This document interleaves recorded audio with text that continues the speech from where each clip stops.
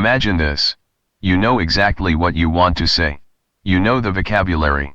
You know the grammar. You even feel confident enough to speak. So you say your sentence.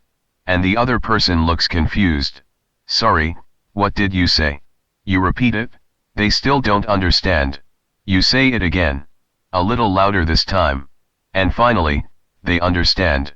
That moment can be frustrating. You start thinking, maybe my English pronunciation is terrible. Maybe I don't sound good enough. Maybe people can't understand me because I have an accent. But today, I want you to forget that idea.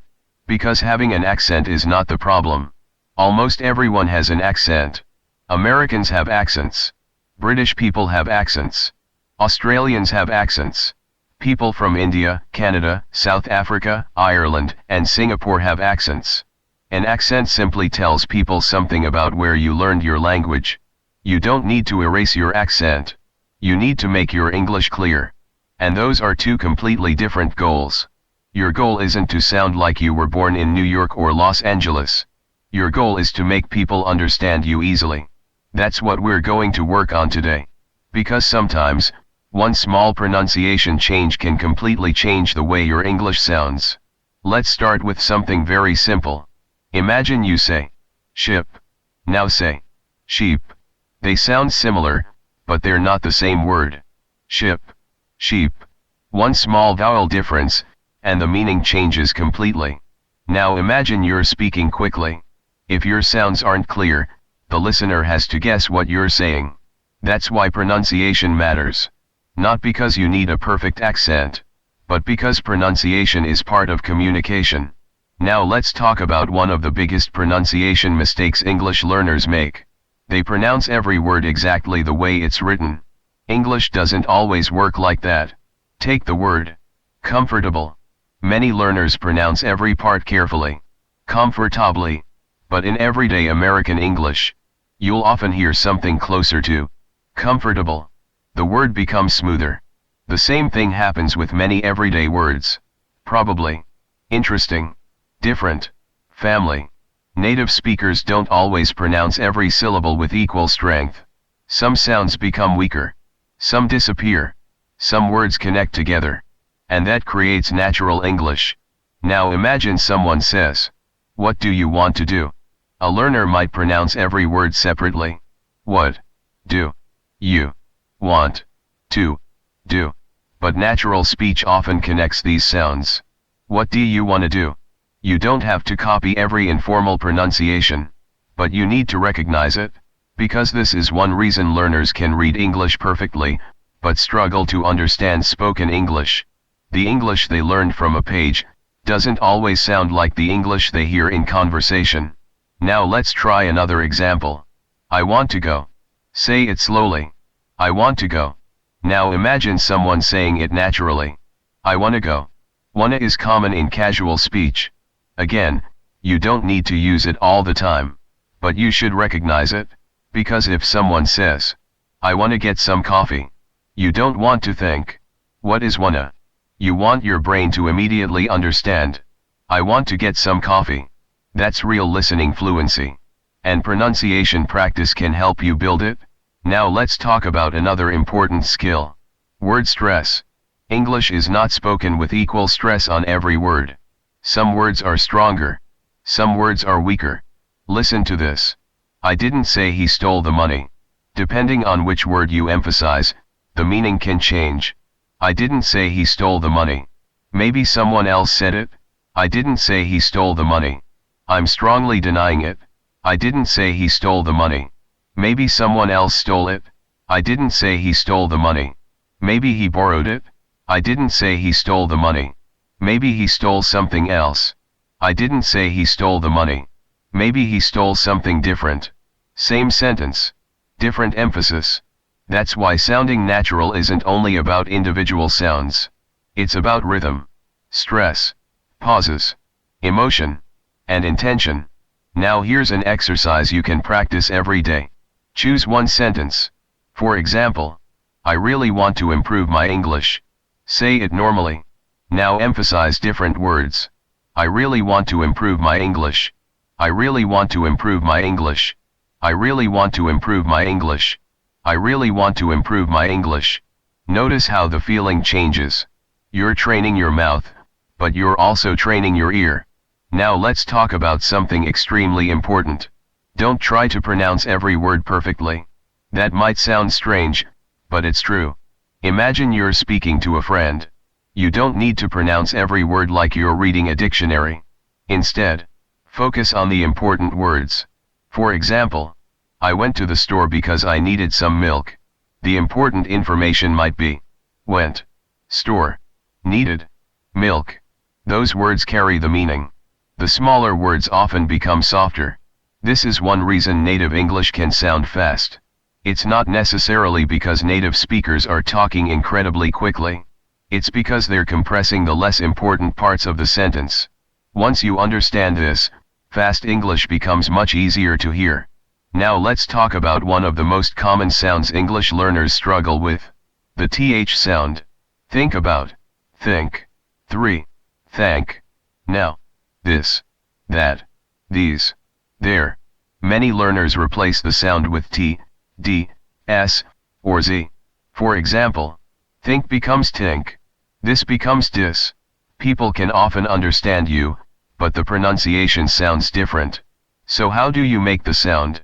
Place your tongue lightly between your teeth, and let air pass through. Don't bite your tongue. Just let the tongue gently touch the teeth. Try. Think. 3. Thank. Now. This. That. Those. It may feel strange at first. That's normal. Your mouth is learning a new movement. And pronunciation is physical. You aren't only learning information. You're training muscles. That's why repeating a sound once isn't enough. You need repetition. Just like going to the gym. You don't build muscle by lifting a weight once. You practice. Again. And again. And again. Pronunciation works the same way. Now here's another powerful technique. Shadowing. Shadowing means listening to a native speaker, and repeating what they say almost immediately. Don't wait until the entire sentence finishes. Listen. Repeat. Listen. Repeat. Try to copy the rhythm, the speed, the pauses, the emotion, and the pronunciation. Imagine a native speaker says, "I've been working on this project all week." You listen. Then immediately repeat, "I've been working on this project all week." Don't worry if your voice doesn't sound exactly the same. You're training your brain and mouth to work together. Do this for 5 minutes every day, and you'll begin noticing changes. Your pronunciation becomes smoother. Your rhythm becomes more natural. Your pauses become more controlled. And most importantly, your listening improves too. Now here's a mistake you should avoid. Don't practice pronunciation only by reading silently. Silent reading helps vocabulary. It helps comprehension. But pronunciation requires your mouth. You have to speak. Open your mouth. Move your tongue. Control your breath. Listen to yourself. Record yourself. Correct yourself. That's how pronunciation improves. Now let's talk about one of the most important sounds in American English. The R sound. Words like right, really, road, work, world. The American R is different from the R in many other languages. Your tongue doesn't need to touch the roof of your mouth. Instead, the tongue pulls slightly back. Try. R, right, really, world, work. Don't worry if it feels difficult. Your mouth is learning a new position. And remember, you don't need to change your entire accent. You simply want to make the sound clear enough that listeners understand you. Now let's talk about the most important pronunciation rule of all. Clarity beats perfection. Imagine two speakers. Speaker A has a perfect American accent, but speaks too quietly and swallows words. Speaker B has a strong international accent, but speaks clearly and confidently. Who is easier to understand? Usually, Speaker B. That's why you should never feel ashamed of your accent. Your accent is part of your identity. Improve clarity. Don't erase yourself. Now let's practice a simple daily routine. Every morning, choose 5 sentences. Read them aloud. Slowly. Clearly. Then read them again. A little more naturally. Then a third time, with emotion. For example, I'm really excited about today. First, slow and clear. Second, natural. Third, excited. Then record yourself. Listen. Ask. Can I understand every word?